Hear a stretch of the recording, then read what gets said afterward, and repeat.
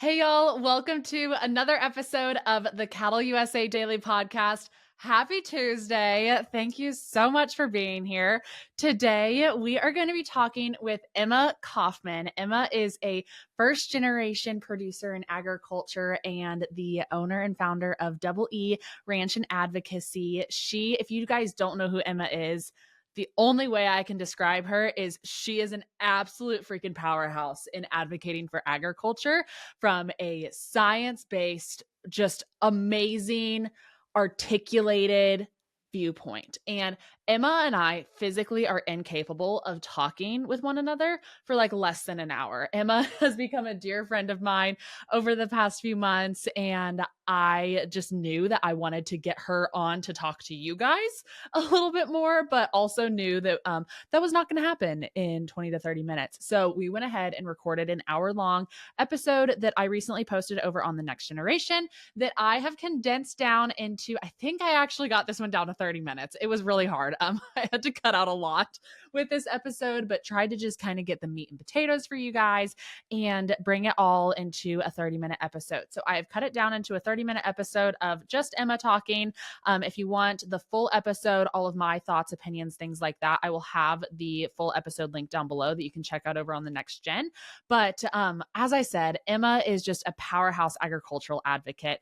She's amazing. If you have TikTok, you've probably seen her making funny videos or just educational videos about misinformation within agriculture. And that is really what we're focused on today is you're seeing an epidemic of misinformation, mislabeling, consumer fear mongering, all of these other things. And Emma does a great job at articulating how we as producers and agriculturalists can view that from a scientific basis for ourselves and make educational decisions for ourselves. How we can also transfer that into the consumers that are out there and really have a informed consumer population. Emma does a great job at sharing just kind of her heart and soul behind this and a little bit more on the discussion. Emma is not only a powerhouse advocate for her own social media platforms and things like that, she's also a speaker. She is actually the NCBA Advocate of the Year as well. She got honored that at NCBA's convention. The few months ago now, and she's also in my Trailblazers cohort class. She is an amazing person. I will have all of Emma's links linked down below if you guys love today's conversation and want to go check out more. But in the meantime, let's go ahead and jump into this conversation with Emma.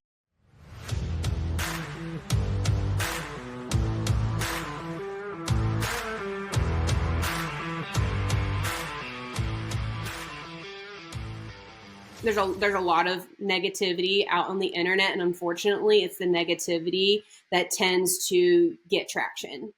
Trying to combat that and actually gain the same kind of momentums of view and interactions and engagement is very difficult. I wouldn't say impossible, but very difficult. And I don't want my platform to be fear-based marketing. I think some of the hooks that you have to use or you should use to try to grab attention is one thing. But if you watch the videos in their entirety, the objective is never to scare you into a decision or into a viewpoint. It should be for you to think, to want to ask questions, want to learn more, and even better, to do your own research. Our world is pretty lazy when it comes to doing independent research because it is very difficult to find accurate information. The amount of hours and quite literally days worth of research to make sure that the information I'm giving is accurate, current, and applicable is very difficult. So I don't blame consumers for not spending hours and hours and hours. What I do hold people accountable, especially if you're in the production space, is if you are a grass-fed operation or you're an organic or all natural, you are choosing a management practice. Even if you personally believe that that is the best quality of product that you, and we're just using beef as an example, if you personally believe that that is the best quality that you can produce, that's fine. What I do have an issue with, or what you should not do, is use false information to try to scare people. If you say, hey, grass-fed has more omega-3 fatty acids than grain-fed, Yes, it does by a split of a nanogram. I mean, I think it's like 2 or 3 nanograms more. If you're really concerned about omega-3 fatty acids, that is not enough for you to make that kind of decision. If you want omega-3s, let's go eat some salmon. So that's where my issue, and then that's within the industry, because we feel a pressure exterior wise from other industries encroaching uh, on our production, that now we're trying to compete against each other. And I think that's always been the case. I think it will always be a case. I mean, that's like Case versus John Deere, right? I mean, we're better. No, we're better. And it's always going to be there. But now that the general public is truly wanting to know how and where their food is produced, we need to be transparent, but we also need to be accurate and honest with factual information. So you touched on a really great point talking about unbiased, supported research papers. The health industry, and I think a lot of people are starting to wake up about the pharmaceutical industry. Explain to me why the majority of our health systems and education systems, if you want to be a doctor, I forget the statistic, but the majority of I think it's like 85% of your courses are in pharmacology. There's only a couple of, I think there's only a couple of universities out in the United States that require you to take a nutrition class. Why are we requiring people to learn about drugs and not the health and nutrition side? But yet, and Coca-Cola actually is one of the big founders, or not founders, but one of the big financial donators to the American heart health organizations. It's like, okay, that's like if PETA supported poultry houses. I mean, it makes absolutely no sense. And I think people, I mean, at least what I see on social media, people are finally starting to call that out. But the problem is it's a little too late. Not saying we can't get back. I know a lot of people have a very split opinion on RFK and how RFK Jr. and how he's going to impact on the health side of things. But you have to understand the number one industry for lobbying is the pharmaceutical industry. Number one. And people don't also understand that the Farm Bill, the majority of those funds, like 73% of those funds, are going to the food stamp program, or I guess we're not allowed to call it food stamp, but anyway, food assistance programs, not actually agriculture. And in my opinion, and I am not the one in charge, obviously, my opinion would be to split that off, because you need some clarity on labeling. There's a lot of reasons why bills and acts get passed with a lot of vague verbiage, is because they want to throw an umbrella and just throw whatever they feel that it should fall into in that court. That's a big reason why the Horse Protection Act, and we are not going to get into that today, but the Horse Protection Act, people are either vividly against it or vividly for it. And it's because a big part of that is the vagueness of the verbiage. The Horse Protection Act is not new. It's been around since 1970. They want to extend that umbrella so we can actually start catching these people who are mistreating and abusing horses. But other people are very concerned about that outreach. And based off of what's happened in the agriculture sector on the food production side, that makes the equine industry a little nervous. Not because everyone's an abuser. That is not the case. But they're a little nervous because we've seen government overreach. And the best way to keep people sick and going into those hospitals and keeping that constant money fueled into that industry is to keep people sick at a very young age. When I go and talk to people, I ask, like, hey, if you have a child versus an 87-year-old, who is the better patient for a healthcare system? It would be the child. A lot of people are like, oh, the old person. No, the old person ain't got but a few more miles left in her tank. The kid's going to be around theoretically for the rest of its lifetime. That is your long-standing customer. And so we've seen that the processed food industry, which was founded by the cigarette companies, have made the processed food, addictive, full of sugars, full of things that keep your body high fructose, a lot of things that keep us wanting to eat and never getting quote unquote full. And the reason for that is if we can keep feeding your body things that are going to impact your immune system, impact your cardiovascular system, if we can get you to being the point to you're sick, then we're going to be able to get you again on that constant health system of whether it's prescriptions, doctor's appointments, scans, whatever, fill in the blank of whatever treatment. So I think people, to bring this full circle, I think people are finally seeing that. But the problem is when they start doing research, there's a lot of jaded information. I did a video quite literally yesterday talking about food production, and I was responding to a comment that said, oh, well, this lab-grown meat is meat. And I said, nope, actually, no, it's not. Let's talk about that. Yep.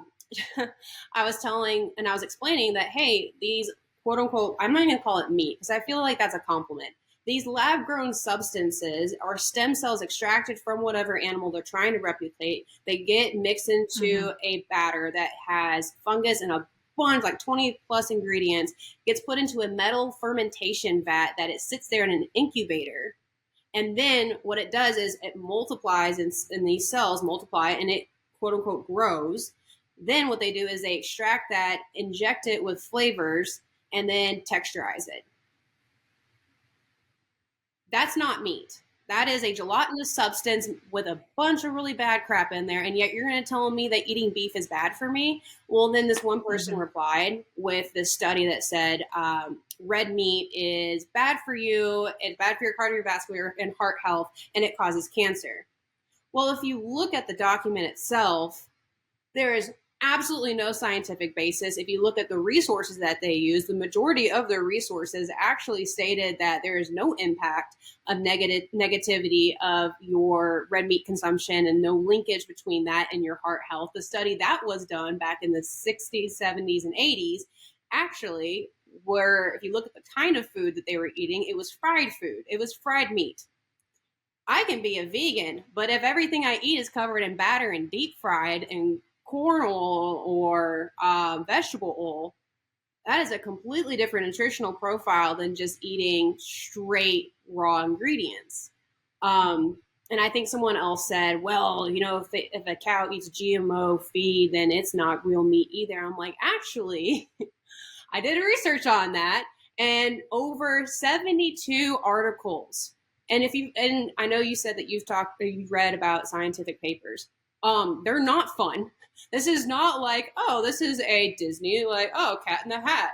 This is very dry material. I read over 72 studies and papers, and there was zero significant differences between GMO-fed livestock meat products and organic. That's the kind of information that doesn't get told, because it's a lot easier to come on a screen and go, you know why meat's bad for you is because these GMOs, like this fear-based mongering is what grabs people's attention, and that's what they remember. It is so difficult to combat emotional logic or emotional reaction versus a logistical. Like, you can't fight emotion with logic. And you just have to get really creative with it. And that's kind of what we're trying to do, is bring a creative spin on education that makes you want to watch it. Rambling off stats, I don't need to convince beef producers to eat beef. What I need to do is convince the people who have been lied to and misled, or just straight up gatekeeped away from accurate information, why their food production is safe. The United States has one of the safest food production in the entire world. But these marketing companies are trying to tell you that we're the worst in the world. So far off base that it's sometimes hard to rein your emotional reaction. There's a lot of time I got to put my phone down and say, okay,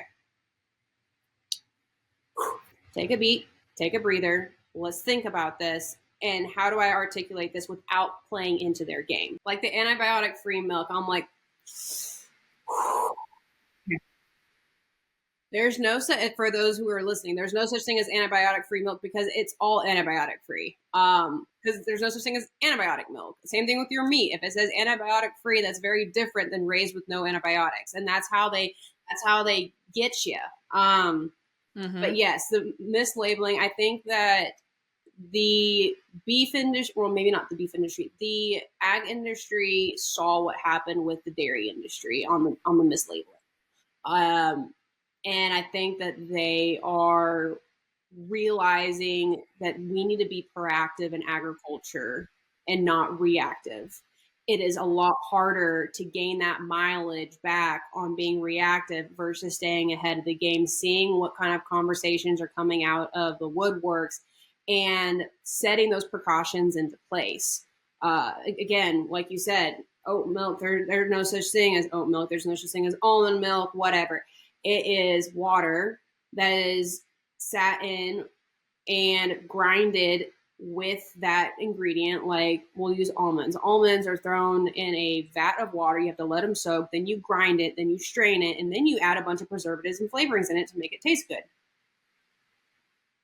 If I grabbed a carton of oat milk one day, when I looked at it, it had a 6-month expiration date on it. If something is in your cabinet that is not a pressurized canned food item and it has a 6-month expiration date, it's probably not that good for you. I mean, look, I know I'm blowing in an Aggie, but come on, folks, that's 2 + 2 still equals 4 at the end of the day.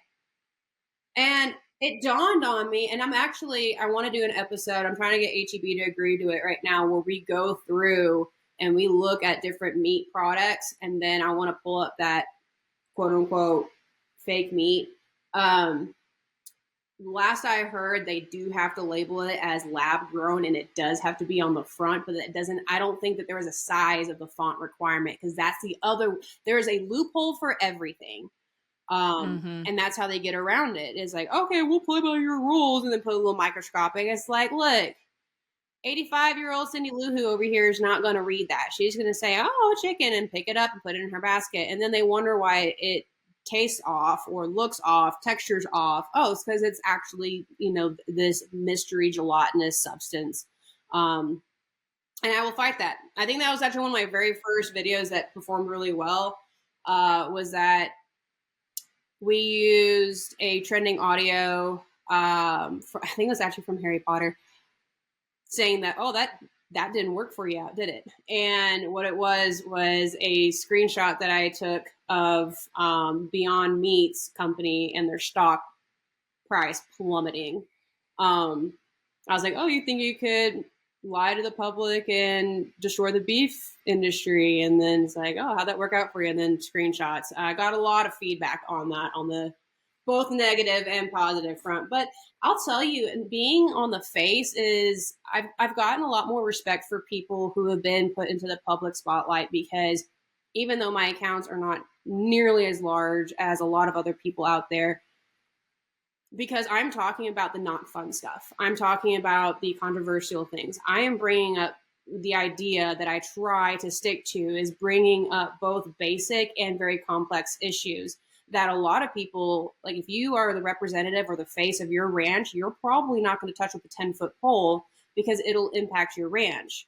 And I've had conversations with people who are in the social media world that do really well, but they are, X amount generation ranchers, or, oh, they have a company or a business that they're representing.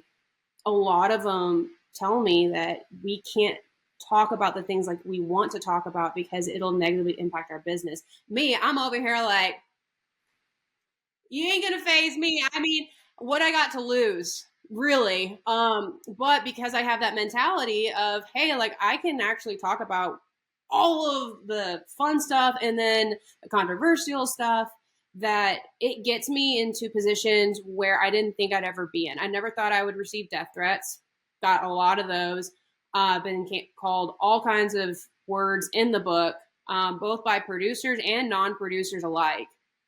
And I think that social media and just being in the public spotlight, you get to see the amazing side of humanity, but you also get to see the very dark, nasty side. And you have to have thick skin.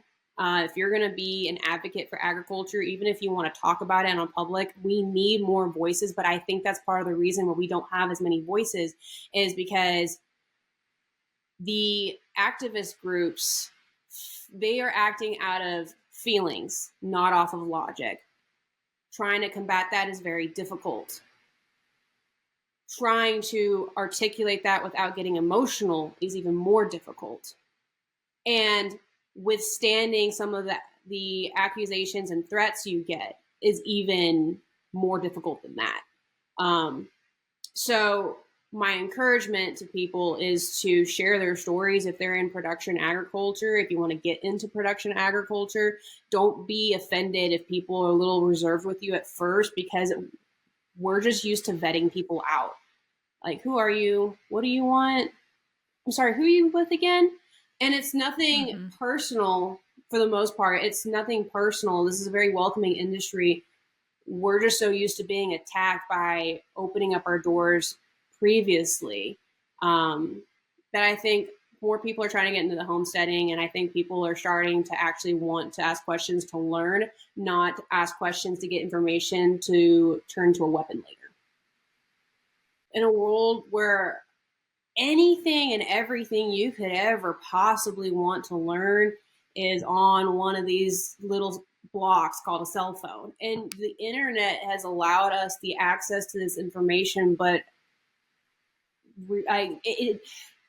despite that, we still have people who are so disassociated from the knowledge. And I think that even though we have the access, we have reduced education. And you can kind of get into the conspiracy theory side of all of that, of like, oh, it's on purpose, yada, yada. We're not going to get into that. That's a conversation for a whole different day. But like you said, that personal experience and talking with people, again, and that goes into your professional life too, even if it's not in agriculture and sales. The reason that I was out in the field was because I knew that you needed a face to put to a name. And if I could understand that person, their operation, I could also see what's going on their place like with my own two eyes. And if they're like, oh, they got plenty of grass when I was in nutrition, and I look over there and there's more grass at a golf course than in their pasture, I'm like, let's talk about what is grass. Like what defines as a lot of grass to you? Because I think that in a world of the digitalization, we've lost that human touch. And we are social creatures. We are designed to interact with each other. And I think that's why this whole influencer thing took off when COVID happened, is because you've got people sharing their life. You feel like you could learn and connect with somebody. Like they say something that resonates with you, like, yes. You don't have to wait for a live TV show or hit a record button to make sure that you can watch it later, or an episode to come out next week to feel that way. It's right there at your phone. You can go back to it at any given time. You can share it with people. It can give you something to connect with other people that you're friends with. And so while that's great, it also has lessened people's willingness to actually talk and use words in person, talk to a random stranger.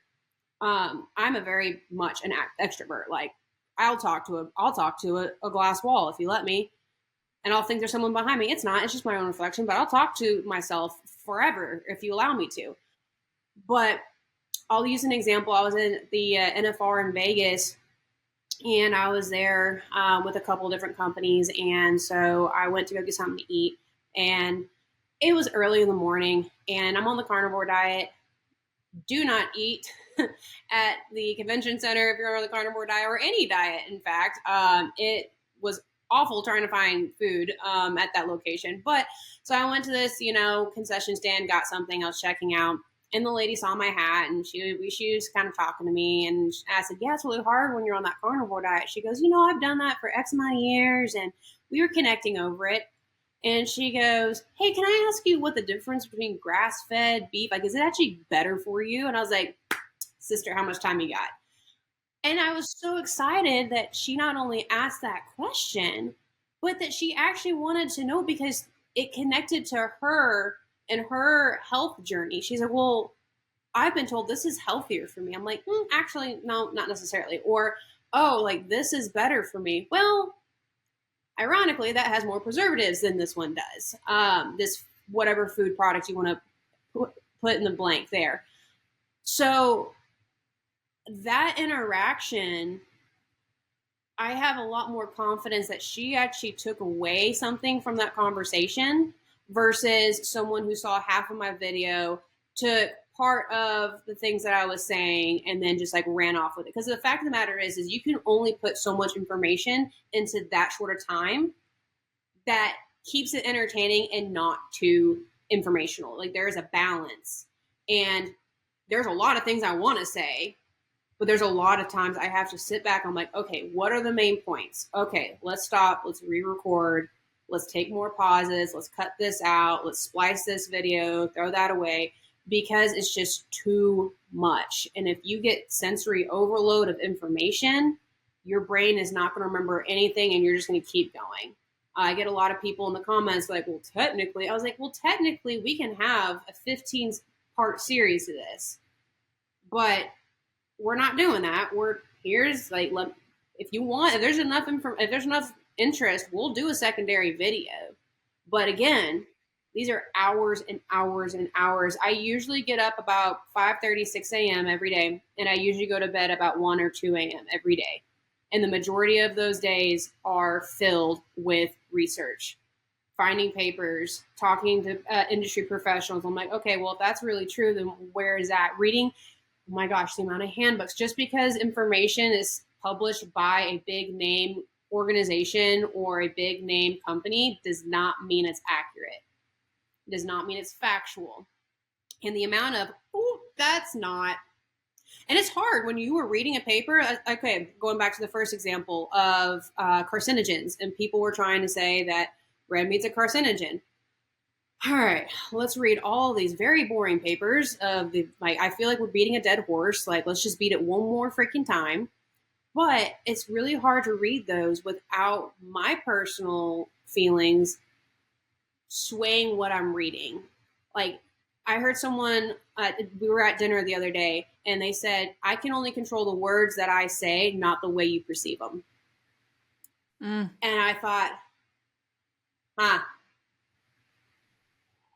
that is not only in a written context, that is also in a speaking context. And that's a research context. If I am hunting to things to fit my narrative, I'm going to read things very differently than if I come with an open mind and allow myself to be wrong about some things. And that is the problem with 98% of the information, of the videos, influencers, publications, articles, Facebook posts that you see. Is I doubt that good journalism is practically gone. You have to come with a very non-biased, like, okay, here's my hypothesis. I think this is a good subject. I could be wrong, but if not, that's fine. Let's find the actual information. That's hard to do. I didn't realize how hard it is to do until you're in those shoes. But that's what we really try to do on Double E. And that's one of the reasons that we want to bring producers and manufacturers and everybody of all different assets of the agriculture production systems in, because we want to give them a platform to saying, hey, like, this is what you do. Why? Let's talk about it. And then someone with complete opposite management practices, like, okay, here, why? Yep. And I think that that's the only way consumers can make the best decisions, is if they get both pieces of that pie, and then they can decide what they think that fits their lifestyle and their either ethics or whatever speaks to them. In no way will I ever say that you should eat so-and-so or you should do so-and-so on specific subjects, like grass-fed and grain-fed. I'm never going to tell you you're a bad person for producing or eating grass-fed beef. Personally, I don't like the flavor. Personally, I don't like the tenderness of it. I like the flavor. I like the, just based off of research, I have no problem with grain finished beef. But there's other people who feel the exact opposite. That's fine. Guess what? You're eating beef, and that's all I care about. And you're not eating the tofu that's filled with over 53 million nanograms of hormones. Meanwhile, implanted beef is demonized as, oh, well, it's hormone filled. Well, first of all, it gets metabolized and will never enter into your food production system, but that's besides the point. What it will do is that even implanted beef on the counter has less than 3 nanograms of hormones, but yet you're going to tell me tofu is healthier for me? It's got 53 million. That's the kind of information people aren't getting. But they see these people out in California, and we demonize California a lot. California is actually one of the #1 agriculture producing states. California is a great state. However, you've got hubs of massively congested people into small geographic locations. I will let you put in the name of whatever town/city you're thinking of, that come in there and they are paper thin, and they go in there and say, oh my gosh, beef is so bad, meat is so bad, I do Pilates 1,500 times a day, and I just eat tofu and like 3 pieces of lettuce, and therefore I'm the healthiest I've ever been. Like, let's be real here. And I think that's what's missing. And I think that's what people are craving for, is they see a lot of the fakeness that's been pushed on them over the years, especially like in the modeling industry. Remember those commercials that they're like, oh, like how much editing goes into modeling pictures? I feel like people are getting tired. As a saturated market, and people are getting, these influencers are getting called out for when they are being untruthful. And I think that's awesome. I think people like, I'll throw out a few names here. I think Bar 7, I think Tucker Brown. I think the reason that those people are doing so well is because they bring a very real, especially Bar 7. I've met Erica and Cody. They are fantastic people, but I think that's what people love so much about them, is that they're relatable. They don't hide things. They are very honest and truthful. Like, hey, we tried this, didn't work. That's what people want, is again, that ability to relate to somebody. And I encourage people to make those relationships with people outside of their cell phone. As someone who's their business is on the cell phone, get outside, kick some grass, eat some dirt. I don't know, but Thank you guys so much for listening to another episode of the Cattle USA Daily Podcast. I hope that you guys were able to glean some really awesome information from Emma today, and just a little bit more of our discussion on all of the different things. Like I said in the intro, we are just physically incapable of only talking about a topic for 30 minutes. So if you want to check out that full conversation, make sure you head down to the show notes down below, and I will have that next gen episode linked for you. All of Emma's links are going to be linked down below, as well as our Cattle USA links. Make sure that you are following us on all of the other social media platforms. You're subscribed to our daily newsletter, all of the things like that, to continue just getting those really great, awesome updates that we here at the Cattle USA team like sharing with you guys, to just keep you informed and connected to the cattle industry and everything like that. If you haven't already, please like, subscribe, rate, review, and share with a friend. We do really appreciate it here at the team, and it does just continue to help us grow and all of the things like that. So thank you guys again so much for being here, being listeners, and checking out today's conversation. We will see you all tomorrow on another episode. And tomorrow we're actually going to be talking grain markets with some people over at the Logic Ag Marketing team. So I'm super excited to bring you guys that episode on Wednesday. But in the meantime, I hope you all have a great rest of your Tuesday, and we'll see you all tomorrow on another episode.